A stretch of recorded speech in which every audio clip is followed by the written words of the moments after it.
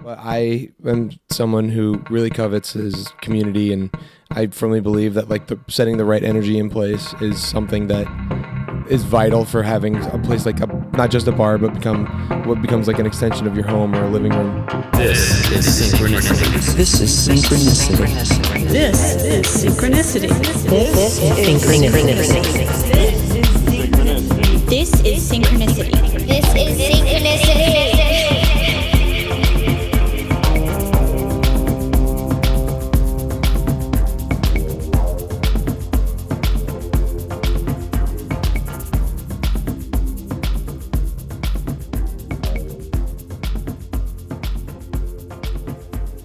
Welcome to episode 71 of Synchronicity. My guest this week is Mack.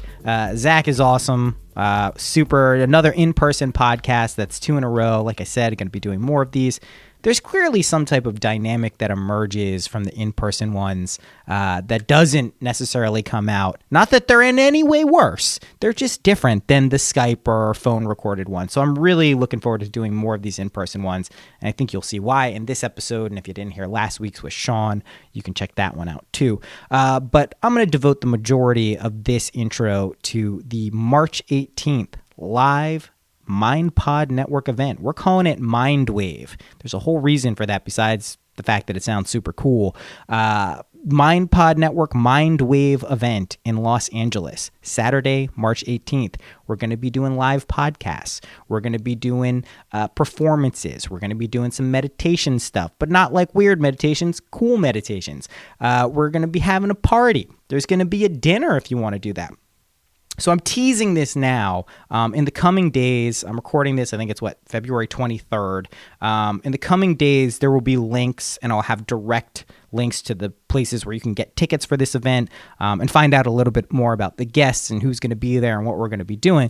But I want to plant the seed now for people who are in Los Angeles, Los Angelinos, or the surrounding areas. Get ready. We are expecting this to sell out relatively quickly. I think there's maybe like 200 spots tops, and we're really expecting them to go because a lot of people, not me, who live in LA have friends and audiences and fans who are probably going to want to go to this thing. So I'm giving you the tip. You're getting the exclusive tip that this is going on March 18th. So there you go. I said it. That's done.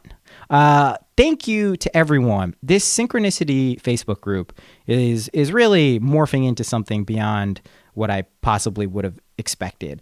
It continues to grow, which is great. Growth is good. But more than that, the people who are interacting and getting involved, those people are really cool too. It's morphed into, we're also doing something for book club. We're doing the second live webcast for chapters 4 through 6 for the Don Miguel Ruiz's Toltec Art of Life and Death. Even if you haven't been reading the book, you might want to come in, listen to what's going on. I'll tell you why. The first discussion, I didn't really enjoy the book. But after I was playing, I was like, I don't really like this. What did you guys think? And then people started giving different perspectives, and a lot of other people were like, yeah, it's not what I expected. But as we started talking and kind of discussing what was going on, I started to like the book a little bit more. Then I gave it another chance, reading it this week, in the past 2 weeks, and I really like the book now. So, what better endorsement of a book club or experience can there be than it changes your mind? I'm stubborn, and when my mind's changed, I pay attention to that. So if you want to get involved, again, you can go to the Facebook group that's on the website. It's like a little breadcrumb trail of getting to the thing. I'm sure you can figure it out. It's not too hard. So let's get to Zach. All right? Let's get to Zach. That's why you're here. Mack. Zach is roommates with my sister in the East Village of New York. Zach also has one of the coolest establishments I've ever been to in my entire life, and it's ABC Beer. And I'm not a beer drinker. I drink beer. I'm not like a go out and drink beer. As much as I enjoy marijuana, my sister and Zach enjoy the beverage world. But they do it in like a super classy, not weird way, like it's weird. If you're in the beverage world, it's a weird place. I know that for a lot of different reasons, but they've created, both of them, my sister and Zach, not that she's in the business with him there at ABC, but they have this way of talking about either food or wine or beer or spirits, bringing in this communal element and this energy behind it that I think is the glue. Like that's why we like food so much. That's why we like sitting down. Yes, it tastes good, but that environment of community, whether we're drinking, whether we're smoking, whether we're eating, whether we're just hanging out and talking, that's what I'm beginning to learn is the most important thing in life. You'll hear me say it in a few different podcasts, this one and some other ones I'm guests on coming up, that I've come to realize for me, the biggest transformative practice that I do is just talking with other people. That's why this podcast has been so good for me personally, is yes, I like meditating when I do it. Yes, I like my spiritual practice of smoking marijuana, ingesting marijuana. Yes, I like psychedelics when I do them. Yes, I like music and art, but I think I've learned the most from just talking with other people, whether one-to-one or groups or whatever it is. And I think ABC Beer is a place, it was voted best bar in East Village, Lower Manhattan. And it's not a surprise, basically. It's a really awesome place. So for New Yorkers, if you're there, go check it out. It's not really an ad for it. I just think you'll get what I'm talking about and you can experience it. Zach is also just one of the coolest people I've met. And I really do mean that. He's incredibly optimistic, he's incredibly knowledgeable, and he's incredibly curious. And when you combine those three qualities together, you kind of get an exceptional person. He's done a lot of different stuff. We barely scratched the surface, and I'd be remiss if I didn't point out this conversation was recorded relatively early in the morning, like 9:30 or something in the morning, and we were both a little bit tired, so you'll hear that in our voices, but we're going to do another one of these too. But Zach, you'll hear in this conversation, touches on a lot of important things. He talks about the energy behind ABC Beer, his bar that he built, and he talks about water in the beginning, and this has kind of emerged from an ongoing conversation that we've been having about kind of the water and the relationship to the unconscious. And Zach dreams of whales. And I dream of dolphins often, also whales, and how that fits in, what that means, and what those things, what's going on there. We talk about that. We also talk about just the importance of being curious in life and how if you're curious, it kind of protects you from being closed-minded. And that's really important because being closed-minded is not good. You could still be on the totally right track, doing everything right, but if you're closed-minded, you would have no way of really even knowing that, right? You don't have any outside perspective. So we talk about that. And then also, not that some of these podcasts here talking about Donald Trump have been pessimistic. I don't think they have. But we talk about being optimistic in times, when things are looking kind of shitty. I also want to bring up something that I read from Bruce Damer, a guest on this podcast, a guest on many other fine podcasts. He has his own podcast, The Levity Zone. He put a cool analogy. I'd been using this cancer analogy. He used like kind of Donald Trump is like a vaccine, against some horrible form of government and politics. And this is our dose of the vaccine. And it kind of sucks. It's a little bit of the virus. We have to kind of, maybe get a red bump and it hurts for a little bit. But ultimately, it vaccinates us against, something much, much worse. And I like that analogy. Not everyone agrees with it. Another guest of this podcast, I saw commented on what Bruce put, Michael Garfield, and he says, I totally disagree. I don't think that's what's going on. I think we're fucked. I don't think this is as good as what you're thinking, but we'll see. So who knows? But I do kind of subscribe to the theory that this is kind of an opportunity for us to learn. Zach and I also touch on that. Really just a very pleasant conversation. Like I said, I'm going to do this again with Zach. When I go into the city typically to record podcasts, I stay at my sister's. I sleep on the couch for a night. And Zach has always been nothing but gracious when I'm there. He's a super cool guy. Go say hello to him at ABC Beer. Go say hello to him on Twitter. His Facebook, I think, got hacked by someone in Syria, but I hear it's coming back soon. Say hi to him there. That's all I got. Well, thank you to everyone who's subscribing. Rate and review the podcast, guys. Listen, I know there's a lot of you out there. Let me put it this way. If everyone who downloaded an episode of Synchronicity just gave a rating or a review on iTunes, I'd have like 40, 50,000 reviews. I got 68. Step it up. We're one away from 69. That's an achievable goal that we can hit. Let's set the target at 69. I would love it if you guys could do that. I know it's kind of a pain. iTunes is clunky. Throw me a bone here. Throw me a bone. Okay, that's it. Officially. Without further ado, here is Zach Mack.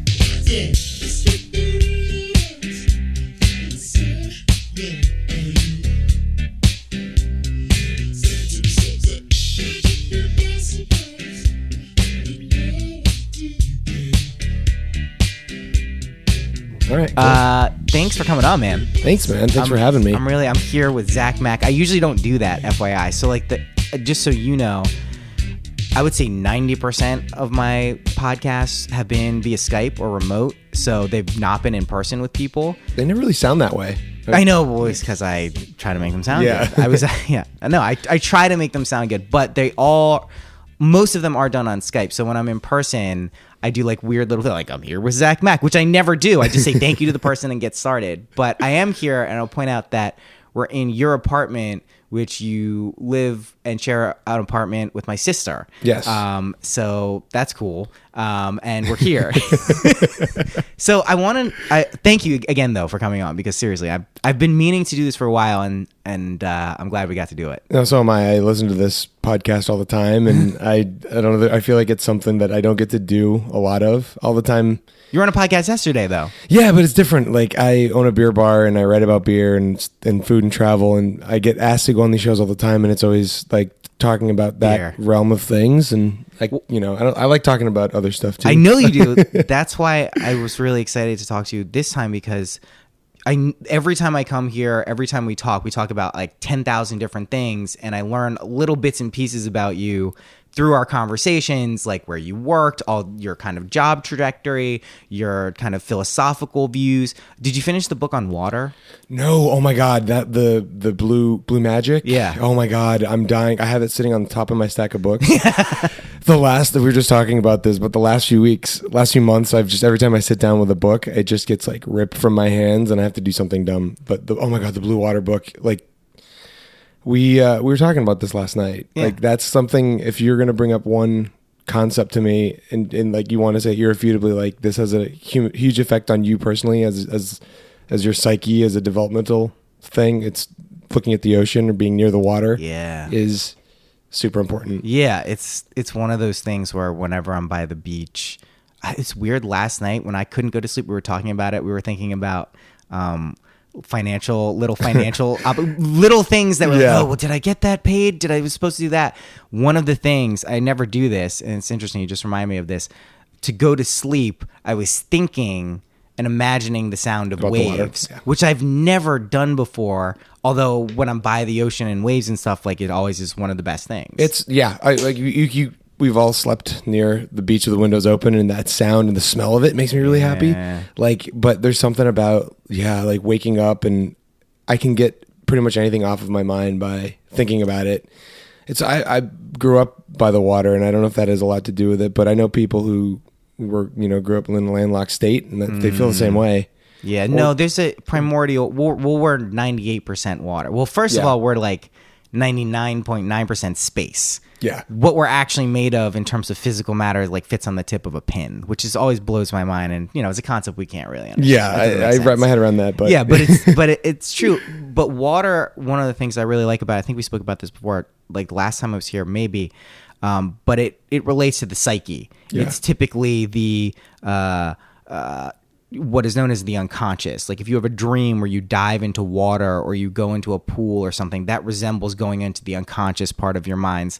And we spoke, or I was speaking at length last night about that mentalist who was, got everyone to draw a star on the James Corden show. And he did it by subconsciously and unconsciously, using symbols to spell out star, which we thought were pictures, and then everyone did it. So that shit was blowing my mind, because I think what it points to is that, and how this relates to water, is the depths of what we can't perceive. Yeah. There's something we relate to and are prompted and kind of resonate with in terms of water, which is our unconscious in this metaphor, but that can be used consciously in many different ways. Yeah, it's weird that you mentioned like the depths of things you don't understand. Like, there's something about like how drawn I am to the ocean, but how much it terrifies me at the same time. And I grew up, before, like, I was swimming before I can remember, and like, just jumping in the waves, things like that. You get too far out, or before you get to a part of the ocean where you can't see beneath your feet, and the same thing scares you. I have a lot of recurring dreams about being in open water. I think that's like a common thing. Yeah, I would assume. one of my big recurring things is there's always whales swimming beneath me. I've had that too. It's in a non-menacing way. It's No, like I actually dolphins positive- and whales in my dreams have always been Yeah. something that are like wow, like a majestic or like a magical thing. Yeah, they feel safe. Yeah, cetaceans are very, very interesting. I'm a dolphins fan, obviously. Oh, yes, as I know. I love whales and dolphins are very interesting. John Lilly. Do you know who John Lilly was? Who's the? So John Lilly, it was basically the modern founder of like float tanks. Sensory deprivation tanks? Sensory deprivation float tanks. So what he used to do back in like the 60s, like early 60s, he wrote extensively about like the brain and people being supercomputers. He took a lot of LSD and ketamine, and basically went into these float tanks. But he also believed that dolphins and cetaceans were like higher advanced life forms and would communicate with them. And he had these dolphin tanks, and they would do all this stuff. But he was a really fucking. Was he actually trying to communicate back to dolphins? Oh yeah, Wow. yeah. And he was saying they could. So what's really interesting about him is Zach Leary, my friend from the wonderful It's All Happening podcast. He knew him personally because his dad's Tim Leary. So like John Lilly and Tim Leary are hanging out, and he was like one toke over the line at a certain point. Like he eventually got. Oh, it gets weirder. He got like breast implants. No, like he was like one of. Oh them. wow. Like this is like the burgeoning psychedelic, but he was a scientist, so he wasn't just like some crazy. I mean, he was, but he was a scientist who was like really trying to study cetacean human contact and understand. And I think, if I'm not mistaken, he was the person who discovered that dolphins had language. Like he was making like advances in the field. Like it wasn't like he was just like, I think I can talk to dolphins, man. I'm gonna drop some acid and do it. Although it probably was Part of that. Yeah. So there's definitely a link between, because we don't know how smart dolphins or whales are. We don't. I just read the other day this amazing article that we've long known about, like the different like communication habits that they have. That there's regional dialects that whales, that different pods have from different parts of the world. Yeah. But now it sounds like they've actually got names for each other. And I was reading something on Quartz about how they've done a bunch of research into them being able to, like, they can communicate from so far away, obviously, but they can remember names from pods that they haven't seen in years, just from their accent or from their basic Because they communication. can remember, and they have like full language and recognition skills. Which, it's one of those. I've always respected that. Have you ever actually gotten in the water and like swam with them? No, I've always wanted to, but I haven't. There's a right and wrong way to do it. I think. The first time I did it was at I got in the water with dolphins at like some park down in Florida. But after that, I was in Mexico, and there was like this nature reserve that they had taken us into, and I got to swim with them without like the trainer like getting them on to what Freely. to do, and it was like the most surreal moment. People say that. It's unreal. People say that when you swim with dolphins, it's like one of the most magical things. It's you like can do. it's a different like people who are close to their dogs or whatever, I guess, get that like connection with animals or close to their cats. But there's something about the mental connection between the animal and you. And you're in water. And you're in water, which is like completely removed you from your element. But usually that might terrify some people. But there's something specifically about being close to dolphins as someone who spent a good chunk of his life in the ocean, where I felt completely different in the water than I've ever felt. So, all right, I don't want to shift gears too much, but I do want to find out how. Can you explain to me how you became so interested in so many different things? Because you have a lot, like I talk to a lot of people, and usually people have like 3 or 4 or 5 a set number of things that they're like really into, and they've attached that to their identity, and they said, okay, this is what I'm doing. And you certainly have those and aspects of those, but you pretty much know about like almost everything I'm talking about. And if you don't, you're like, oh yeah, that's really interesting. You learn and you process. So like, do you remember a certain point in your life where you're like, hey, I'm really interested in things, I'm going to find out more? Or have you just kind of always naturally been into finding out more about stuff?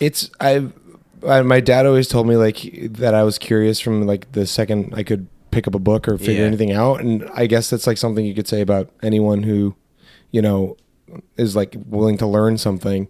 But I just remember as a kid, like getting a lot more joy out of like knowing about what was happening around me, whether it was like the name of all the characters on Star Trek The Next Generation and their backstories, or like why it was easier to catch fish when it was raining out, and different things like that. And like as I got older, I just like took pride in being able to know like the traditional educational route, like learning, like being into history at school and being into English, and like and understanding like the overlap and the subjects at school.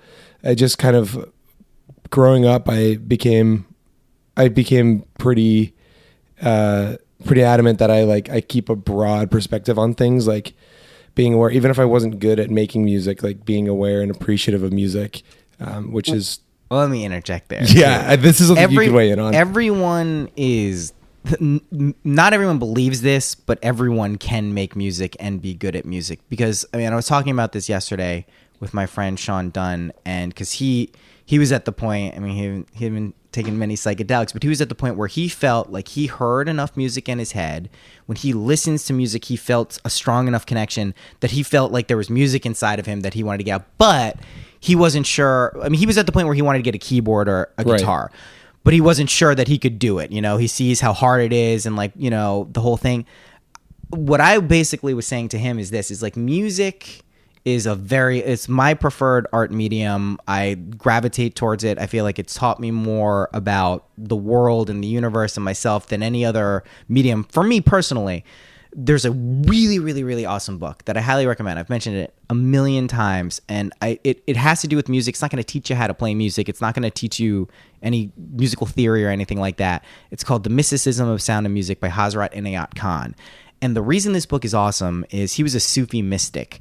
And Sufism is a branch of Islam. I don't know shit about Islam. What I know about Islam is that it's an Abrahamic religion, that there's probably some really great parts in the Quran, and there's probably some really not great parts, because that's how the Abrahamic religion seemed to have developed. All up to interpretation. So but that said, I don't know very much about Islam. Sufism, however, I do know more about, because that's the more mystical kind of, that's the Kabbalah to the Judaism. Yeah, I had a friend working on, like, he was basically implanted with a Sufi. Yeah. There's a bunch of them in New York. Of course there are. Yeah, no, it's like a huge thing. And there's I forget the exact name, but there is like there's an organization that you don't get accredited in the traditional sense, but you basically move up the ranks of being like a Sufi master. Yeah. And it's like a very esoteric and occult type of thing. It's mysticism. But anyway, Hazrat Inayat Khan, I don't think it was the sitar. I think it might have been a special instrument, and I should know this. He was like the best at this particular instrument in the world, like the best player of this devotional music.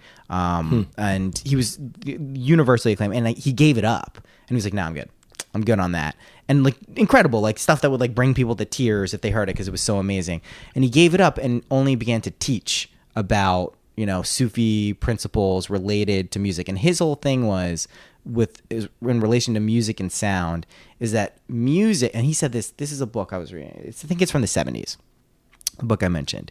He's talking about modern science is finding, and is in the process of finding, you know, it might have even been before the 70s. It's like an old book.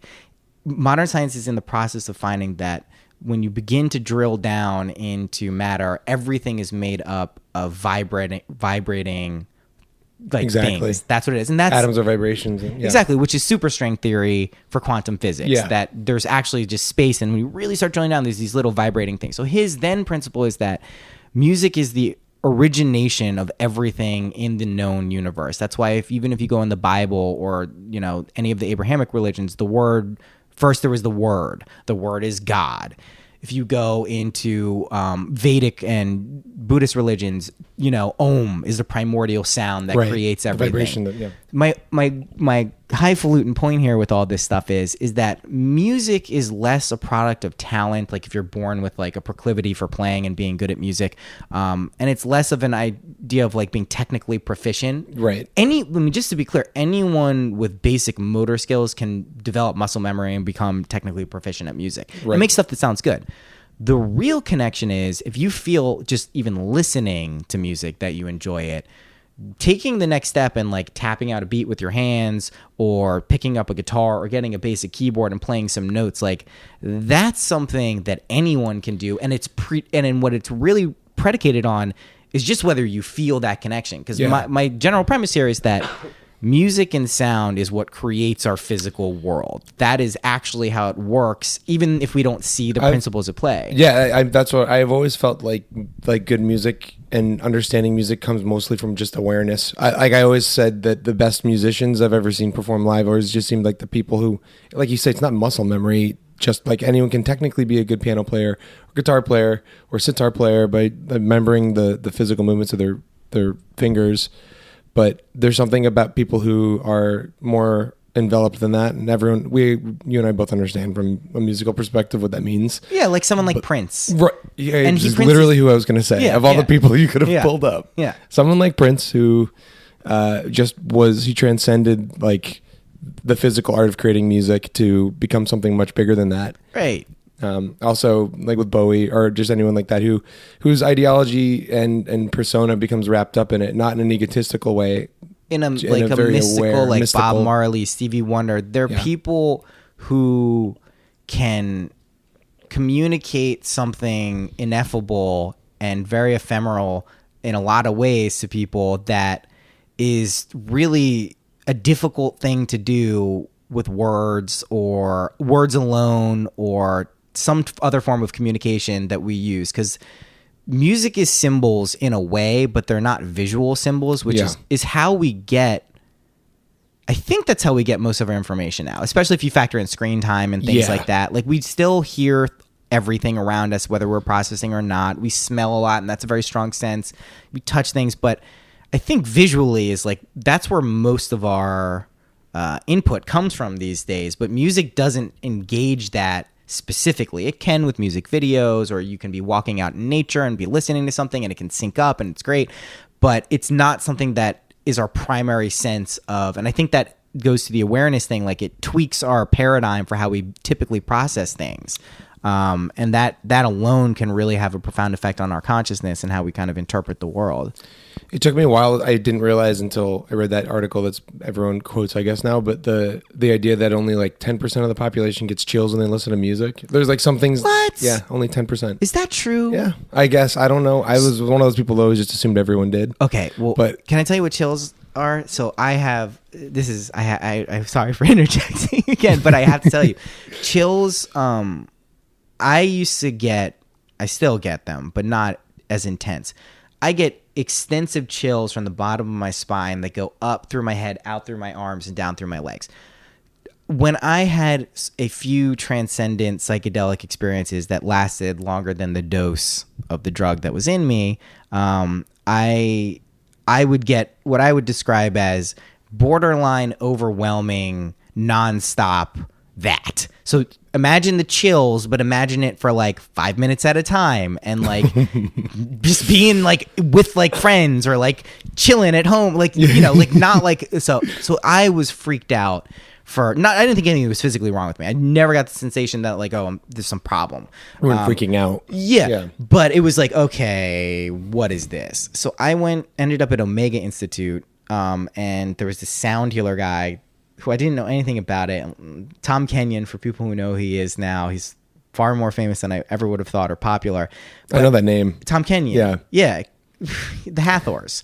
So he seemed like he knew a lot of shit. Like, I rarely had met someone who was well versed in neuroscience and like Eastern philosophies and like shamanic stuff. Like, he really seemed like he knew a lot of stuff. I didn't think he was like a guru or anything, but he seemed like he had some fucking knowledge of what was going on. So there's a Q&A session in this thing, and he's like, what is the question? You know, I was like, all right, I have a question. He goes, all right, what's your question? I was like, listen, I know everyone gets the chills. Like, and he's like, yeah. And everyone seemed to concur, like, there, at least. That makes sense. They're listening to, like, you know, fifth dimensional beings. Right. It makes sense to get the chills. So, but I asked him, like, what is this? And he's like, what it is, or what, you know, in Hinduism or Vedic stuff, they would say it's Shakti. And it is a manifestation of Kundalini energy, which is a serpentile. Everyone's heard the, you know, yoga and Kundalini at this point, but it's a serpentile energy that sits at the base of the spine. It represents, you know, Shakti, the female energetic principle that kind of makes the world into a thing. It's the thing that creates everything. And I was like, oh shit. So I started learning more about Kundalini and trying to understand. And I then began to be able to control and understand exactly what it was. And it is the same exact thing that happens when the chills you have. I wonder if 10% of the people, you're saying, when did you read that? That's nuts. This was a while ago. This was like, I want to say like in the last 3 or 4 years. And it just stuck with me because I was like, I thought that was something that everyone enjoyed. Is that like why you like queued up music that you loved all the time? It wasn't just like, there are songs that like I like, even some stupid songs that like, you just get into them. You just get into them, and all of it's one of those things that can sit with you for your entire life. As far as I'm concerned, I have songs I've known since before I can really remember that still give me chills. And I've never heard it described as beautifully as you with the Shakti, and I'm going to start looking into that because I knew nothing about it. Revolutionized kind of a physical sensation that, like you, I assumed everyone experienced to some degree, but I clearly knew there was some correlation to something else because it was like, either I got that valve is too loose or something, or like I got to figure out what this is. Well, yeah, it makes sense that some people would be more susceptible to it than others, just like how you're emotionally predisposed and how you interpret things, I think. Some people, I think, might get more moved and get the chills by seeing something beautiful. It is an emotional response. It definitely engages the emotional aspects of, that is the trigger for a lot of times. But sometimes there are emotions that sit in between ones we can easily identify or label. Like when you hear like a really great piece, or like if I have a really great like DJ set that's like 2 hours long, there's the individual emotions of the transitions and the songs themselves, but there's also the cumulative emotion of like this thing as a whole, and what that involves. And then when you start digging in deeper to like the psyche of the person who created it, like Prince is love. Like here's the deal with Prince, at least for me. I love Prince. Prince probably has like 10 to 20 songs I really enjoy. Prince has like hundreds of songs. Thousands. Truthfully, I went through one. I did this like 4 years ago. I went through his entire discography chronologically. Oh my God, that must have taken forever. It took, I think, like 3.5, 4 months. Legitimately. And that was listening to like 4 albums a day. And I was doing it as a thing.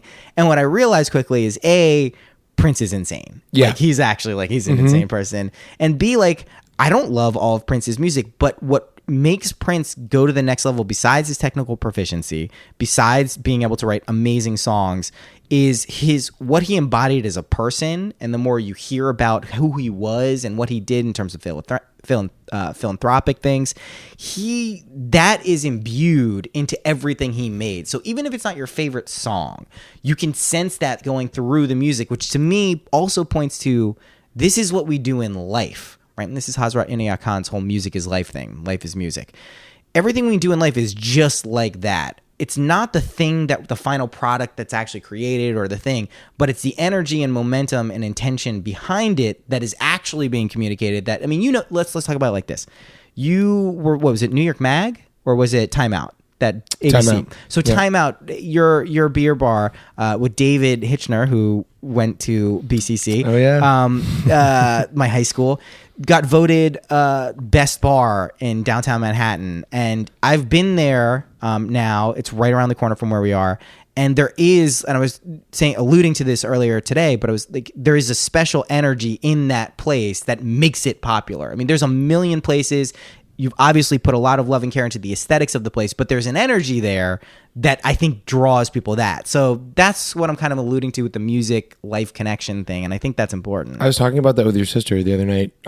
Just like how when we were angling to open this place, we didn't want it to just be someplace. It's a bar, you know what I mean? Yeah. We're not trying to reinvent anything crazy here, but I am someone who really covets his community, and I firmly believe that like setting the right energy in place is something that is vital for having a place like become not just a bar, but become what becomes like an extension of your home or a living room. Totally. So I'm glad you feel that way about it, because Tess was saying the same thing. She's like, I feel like there's like something good planted in the ground beneath it, or something that just, it brings people. I feel very positively about it when I think about it. It's the intention. It's the intention behind any project, work, relationship, experience that dictates its overall value or what it's being communicated, the energy behind it.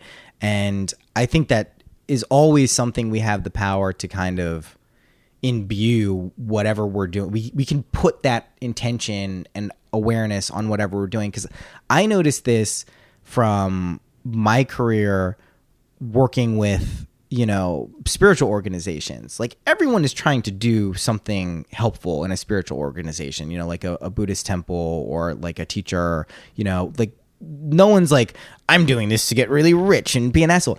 That said, there are so many different lines of intention in every project and everything that, like, we were talking about this before when I was saying, like, I'm not gung-ho about client work. It's not that I dislike any clients or have any issue with it. It's that I realize the more people are involved, it's harder to set the intention when it's not your own thing, right? Yeah, absolutely. Hello, Synchronicity listener. What a weird place to stumble into you in the middle of an episode of Synchronicity. I'm here to tell you about an extension of the podcast that I'm pretty excited about. Have you heard of an app called Slack? If you have, then you know what I'm talking about. There's a Slack group for Synchronicity. If you haven't heard about it, let me tell you what Slack is really quickly. It's a group messaging app. A lot of businesses and teams use it for internal communications, but I like to use it kind of to communicate with a lot of people. To join the Slack group, go to syncpodcast.com/Slack. And that's it. That's really it. It's that simple. Okay, getting back to the episode. Right? And so you can kind of guide it when you're working with someone else or for someone else. But when it's your thing, if you've got your shit straight, for the most part, no one has their shit straight. Yeah, but for the most part, if you kind of know what you're trying to create, like with the bar, you mentioned like community. That's a huge aspect of it. Being a part of the local community, having a family sense, of community there is something you imbued it with. Everything can stem from there. And that's like kind of your guiding principle in a lot of ways. So my point is that there's this aspect of what we imbue things with. If you can get that straight, almost any project you work on, that's like your flow chart. If it stems from there, then it's really easy to do stuff. So then I want to juxtapose this because we definitely have to get to the flip side of what's going on in our reality here. And everything isn't hunky-dory. We don't just have beers and talking about Prince and having a good time. We live in relatively dark times with the administration. Betsy DeVos was just confirmed by Mike Pence doing the tie-breaking vote. And we were talking about this last night, and I realized after our conversation when everyone was on, it's like, man, I was kind of like a Debbie Downer yesterday. I am very optimistic about the future of this country and our communities and people, primarily because of people I meet in like everyday. I sound like a politician, but in everyday life, like the more and more people I meet, everyone seems like really fucking awesome, and not just people in my immediate peer group and socials, like people far outside of it who are different circumstances completely. There's a general sense of like, I'm noticing people are kind of waking up in a lot of different ways, not spiritually or anything like that, but they're more aware of things. I'm optimistic about the future, but I also would be remiss if we didn't point out there's some dark shit going on right now. So I'm curious to hear your thoughts because you're super plugged in. You pay attention to this shit. I know we're probably not dissimilar in how we consume our media and can be overwhelming. So I'm curious to hear your thoughts on like what's going on right now. To touch on where you started with this, with like the whole idea that I too have hope for the future. I'm an optimistic person by nature, and I don't think it ever helps anyone to assume death and like be aware, be woke, as the kids would say, whatever. Make sure you understand that bad things can happen in the short term. But like, I'm someone who believes through personal experiences that there's always the potential for such great good in humanity. And I think this is actually the kind of situation that puts our country in an angle or in a position where we can galvanize a lot of disparate communities and mindsets into one great unified, beautiful population of people who are looking to get the right things done.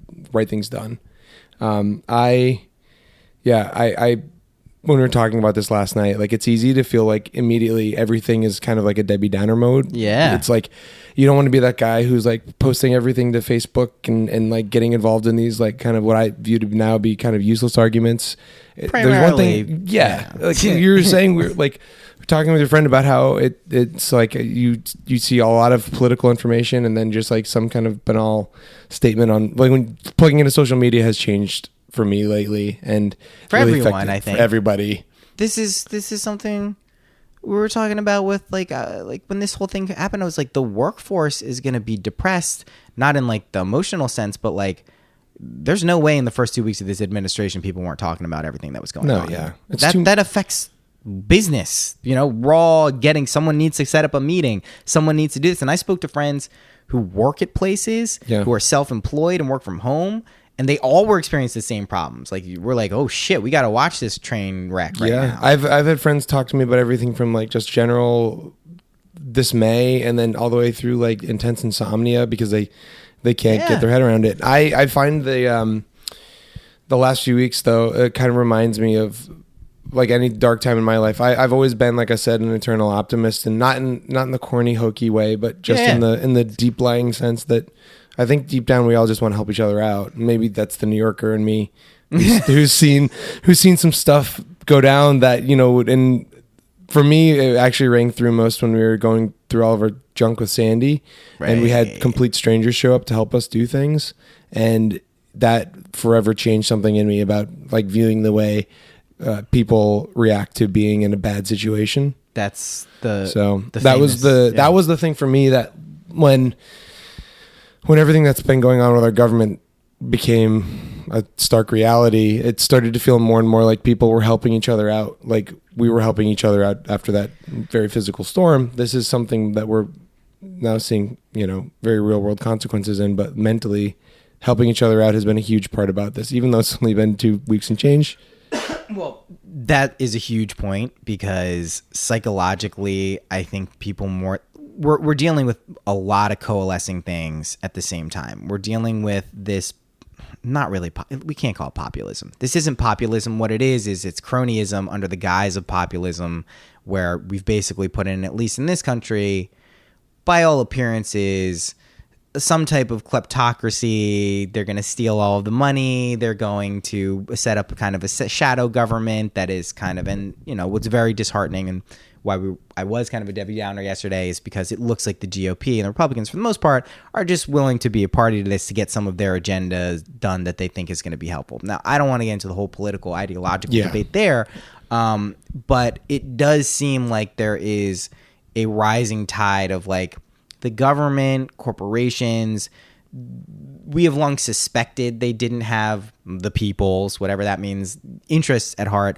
We are now getting confirmation of it. And one of the things that I think is really encouraging, like you're saying, like when you see Sandy, it reminded me of that Mr. Rogers quote that is on social media often, where it's like, when something shitty goes down, look for the helpers. Yep. Look at the people who immediately come and help. They're always there. Those are the people you pay attention to. Don't pay attention to the bad thing. Yeah.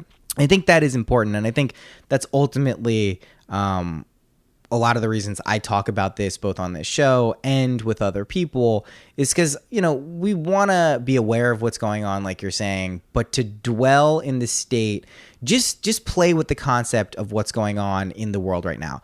Make it something that's just going on in your head. Pretend it's a situation where you've done something bad. You found yourself in a bad situation, unless it's literally life and death. And we could argue in some way it's life and death, but tomorrow the world isn't going to end because of Donald Trump. That's not going to happen. Maybe in 2 days, but not tomorrow. Not tomorrow. Yeah, but not tomorrow. But if it was just your personal issue, you wouldn't want to just consistently nonstop dwell on the severity of the situation. You literally would not be able. That's called depression at that point. So, and also at that point, doesn't it just become like a slog or a state of being? If you constantly dwell in it, then you can't possibly overcome it or work against it.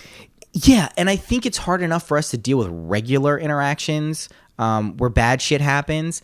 But when you amplify it with social media and technology, and then you recognize that some of these tools and services and products are being employed against you. Like one of the things that really freaked me out about the election, and also I think the other reason I've been a Debbie Downer is, as I pointed out, I've watched like nonstop Black Mirror for the past 2 weeks. Oh my God. Which really will put you in a very, I don't think it's bad overall psychologically, but as you're watching all of the Black Mirrors, it's certainly not like making you like a more optimistic person. No, and it's I don't think we're really, I would like to believe as a society we can somehow, but it's only like 5% tweaked from where we are now. That's what's so disturbing about it. It's not like some futuristic dystopia. It's like, oh, this could be in like 5 years.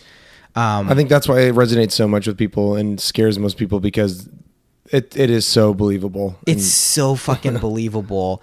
But like I was saying, like, you need tools to be able to combat, or at least not get sucked into the vortex of holy shit, everything is going to fucking shit. Because I do fundamentally believe if you, me, 50 other people got together and said, hey, here's what we have as resources, here are the things we believe in, that could be built up into something that helps, I don't know, maybe not 1 million people, but maybe like 100 people, 200 people, 500 people. I think this is now our opportunity where we basically have to be like, listen, maybe at one point in the future, government and corporations will help people. Maybe. Hopefully, because and the planet, hopefully. Doesn't look like that's the trajectory they're on, but maybe that's going to happen. But for now, let's just assume that shit's fucked. Yeah. Let's just assume like it's fucked. Like, let's continue to fight. Let's be aware. Let's do the things we need to do. But let's not focus all of our energy on just saying this thing is fucked. Let's start to create these systems that actually allow, like, I was having this conversation with my friend, we were buying a house, and she was trying to look into buying. She's like, how did you get a house? And I was like, completely honest. I was like, my mom is like helped us buy the house in terms of like being on the lease, or the lease. Jesus, so where I am. The title, like, she had to use her assets to say that we had enough to do it. And I was like, the scam is that since 2008, if you're self-employed, if you are paying yourself or getting on 1099s, like a lot of people we know, this, like my sister, me, like a lot of people get paid. A lot of people get paid on 1099s. Banks don't fucking want to give you a loan. So what do? You have to go pay rent that's like 50% to 100% higher than a mortgage at a place where you're eventually owning. Like, this is going to create an entire system and class of people who are competent, responsible people who can afford to pay for the mortgages they'd be getting, but can't get homes, but now are being drained from taxes, trade tariffs, high rents and things like this. To me, that either means we are descending into chaos in the next 20 to 30 years, because people my age, as they start to have kids and have families, like, money will become a thing, and when money starts to get tight and resources start to get tight, that's when bad shit happens in populations. This to me means we need to start figuring out the systems now about how to utilize things like crowdfunding, communal activism, mission causes for communities and local things. This is the time to start thinking and planting those seeds. So in 20, 30, 40 years, we're going to have some system that isn't dependent solely on people that's susceptible for someone like Donald Trump getting into office, because that ain't going to work for the future. They don't understand technology. Rudy Giuliani's our fucking cybersecurity. Oh my God. I wouldn't. I'm genuinely concerned about him, his mental well-being in general, not just the fact that he's got that job. But yeah, I agree with you. I have this conversation a lot with people our age about how we really need someone who's sensitive to the change in how the money landscape is laid out between our generation and our parents' generation and the one in between. And the professional landscape, where there's a lot more of our generation is self-employed. I always say that the bottom line kind of killed what used to make this country great, which was, getting a job with a company that you probably stayed with for 30, 40, 50 years, when you got your gold watch at retirement, and they took care of you. They gave you the benefits you needed, it allowed you to get a house and pursue this great American dream that these days seems like is stacked against anyone, because we are saddled with debt from whether it's college or just getting out of college and having to take on a lot more credit card debt than our parents would have had to. And then it comes time to go and do the next phase in life, which is start a family, buy a house. And you're like, oh my God, what kind of financial standing do I need to be in? It was crazy. Yeah. I mean, it really is one of these things where the system it's an extractive global economy. There's a great book by Douglas Rushkoff, Throwing Rocks at the Google Bus, which basically lays out the premise that back in the day there were the bazaars and free marketplaces, and there was no, maybe there was a local currency that people exchanged essentially as like IOUs, like I purchased some meat from you, or I got some grog from you, and here's an IOU for this. eventually what ended up happening is the Lord of the Realms, the kings, developed a coin of the realm. And if you were caught using any other currency or any other coin, off with your head. You can't do that. Right. This is the official coin now. So that put the fiat currency in the hands of a primary institution, which then, as we get into trade and commerce and Adam Smith, you develop banks and the idea of lending money to get interest and all of these other things, which is now... Which, just to be clear, works on kind of a small level if everything is accounted for, but when you extrapolate it onto a global scale with multiple nation states and things like that, it doesn't really hold up that well. So now when you add on this layer of digital economy, and I have fucking Bitcoin, so no one can tell me money is what people think money is, because I have Bitcoin and that shit. I don't have a lot of Bitcoin, but I got enough that I made money with Bitcoin, and it's like, holy shit, this doesn't make any sense. This idea of an economy with an extractive principle behind it is kind of what runs everything, and it doesn't create value or sustainability in the communities or world at large.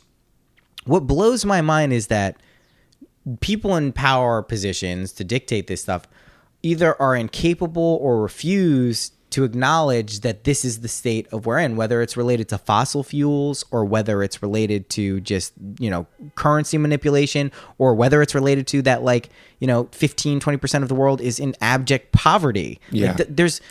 And just to be clear, there's enough resources in the world where everyone could be good.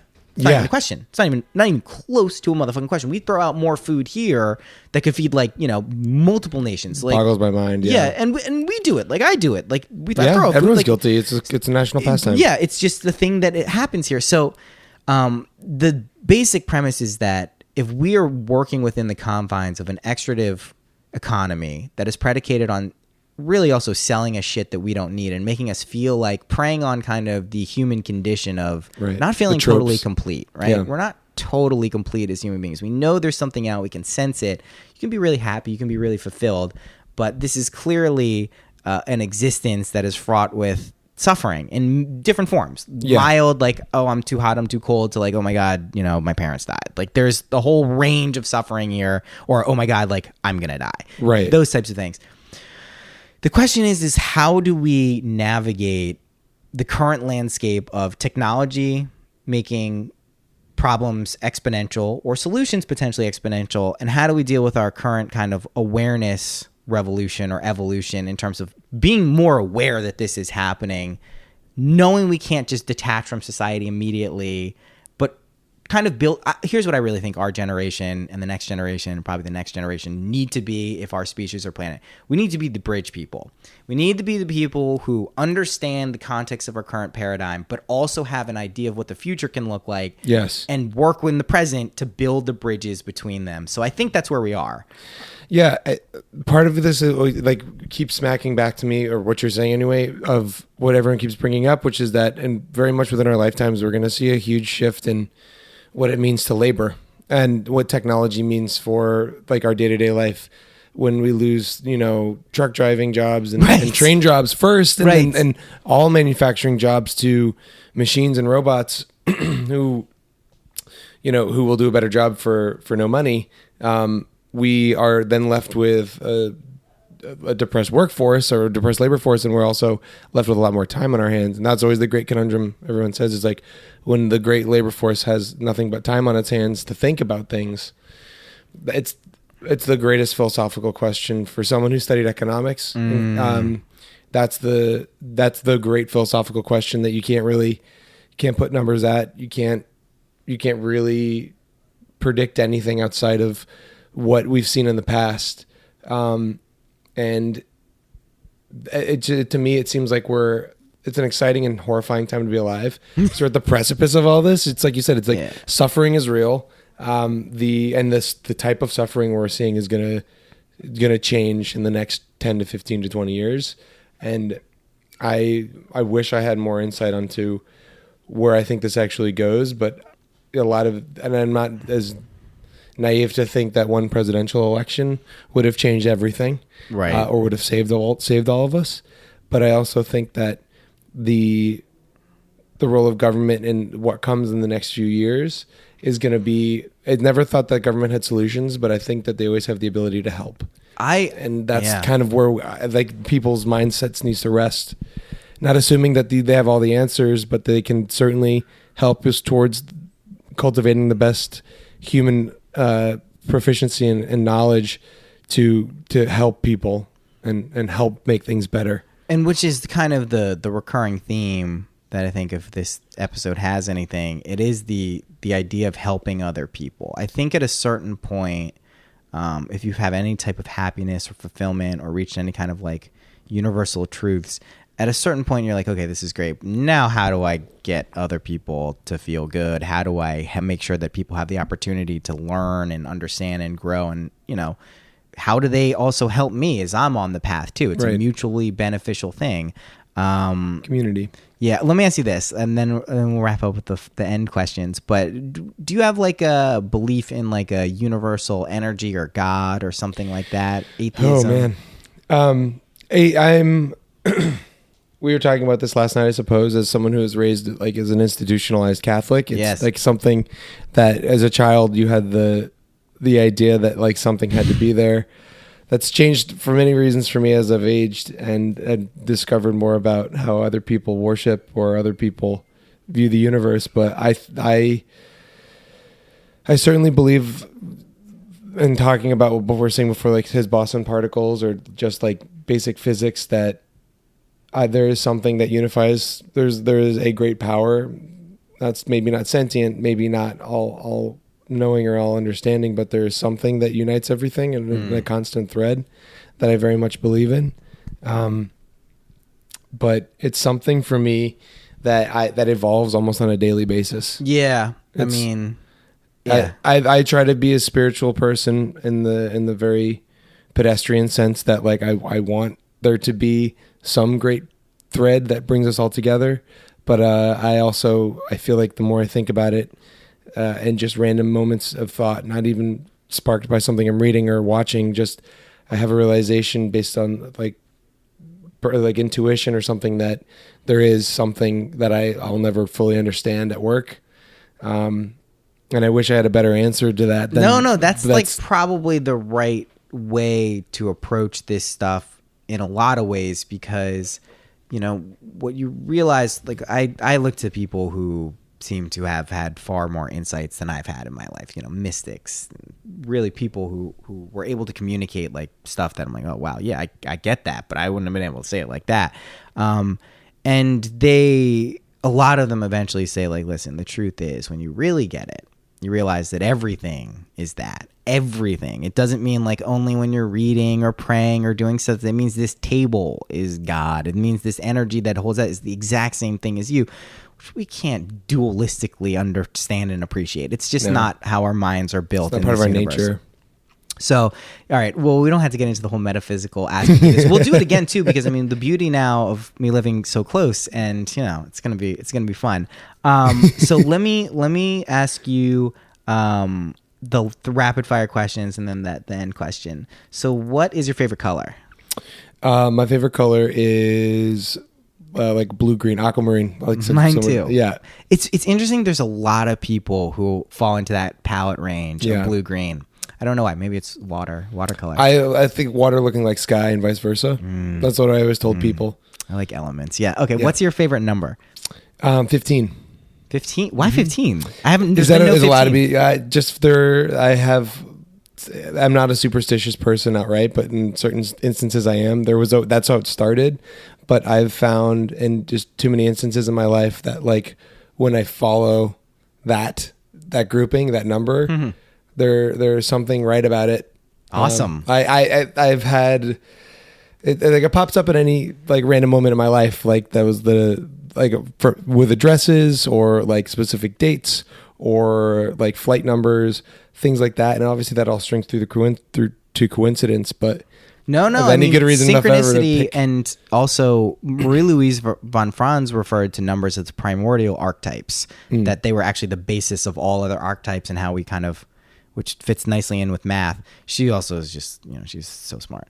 That's interesting. I've never heard 15. That's cool, man. There's also too, it's very, for me, I I don't know. I didn't feel the need to pick a favorite number, but Of course. it's just one of those. That's why it's when someone the asks, that's number- what I say. Well, that's why it is that. If you have to think about it, what is your favorite animal? Oh man. On a companionship level, I will just say, like, I dream about whales a lot, and there's something I feel connected to. These, like, I feel similarly to manatees, but like whales in general, the fact that they inhabit the water, the way that they are, outside of certain species, just like incredibly peaceful, benevolent creatures. No, you should definitely read a little John Lilly. Yeah. Not the crazy stuff. I mean, he really had some thoughts about that, and I know in other wisdom traditions they have some very deep archetypal meaning. That's cool, man. Yeah, That's you see connection, and I don't know. There's something about that I feel more connected to that than I do a lot of animals. You got a I've seen on water daily theme, basis. that's for sure. Yeah, I feel that for sure. That's strong throughout. You're drinking smart water. I am drinking. Yep. Okay, last question. What is a practical tip that you have used in your life that has helped you in any capacity?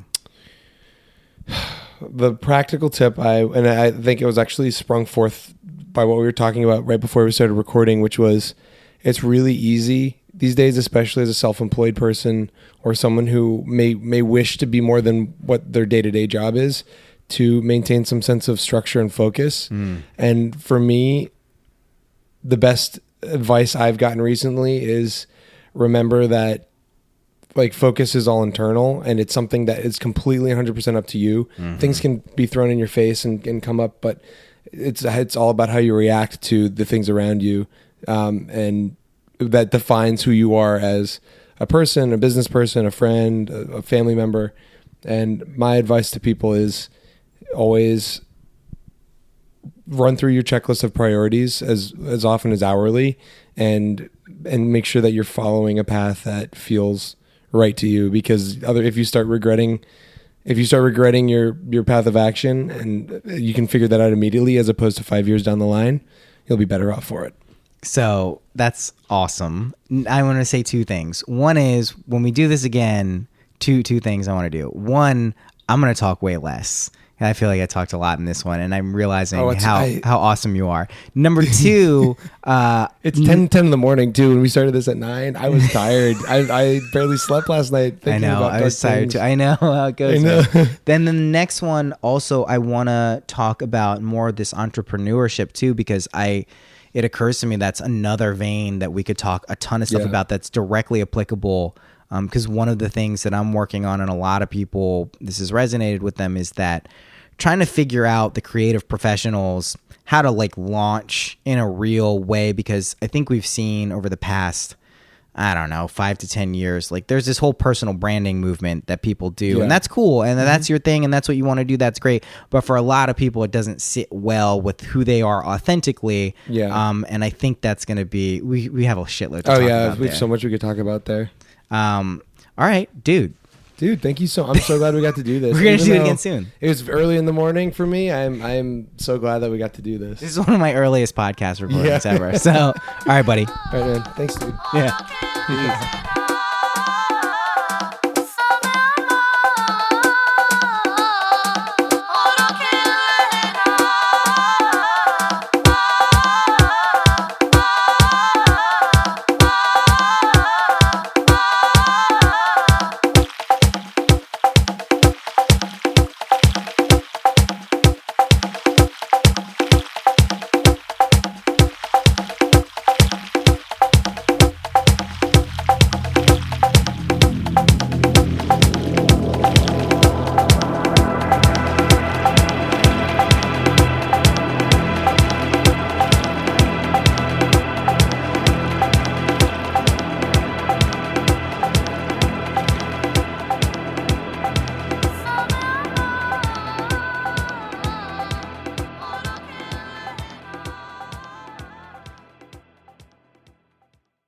Thank you for listening to this episode. That was an especially weird way to do this outro. Thank you. Thanks to Zach. Go check out his place if you're in New York, ABC Beer. Tell him I sent you. I guarantee that I'll get you something good. Thank you for listening. To you listener, listening to this now, thank you very much. If you could, and you haven't already, rate and review Synchronicity on iTunes. That would be fantastic for everyone involved. Also, especially my ego. Really, really good for that. We want that as big as possible, so when the inevitable downfall happens, it's really painful and we can all point and laugh. So please, if you could, rate and review, that would be great. Thank you to everyone who has donated. Got in some nice donations this week. Can we keep it going? It's helping. Let's just say that. Really, thank you to everyone who's listened. I have some fun episodes coming up. That live event, March 18th in LA. Seriously, if you've listened this far and there's any way you can make it, come say hi to like every MindPod Network podcaster, some extra people. I will be there. Maybe we'll smoke a little bit. Who knows? We'll see. Thank you so much for listening, and I will see you next week.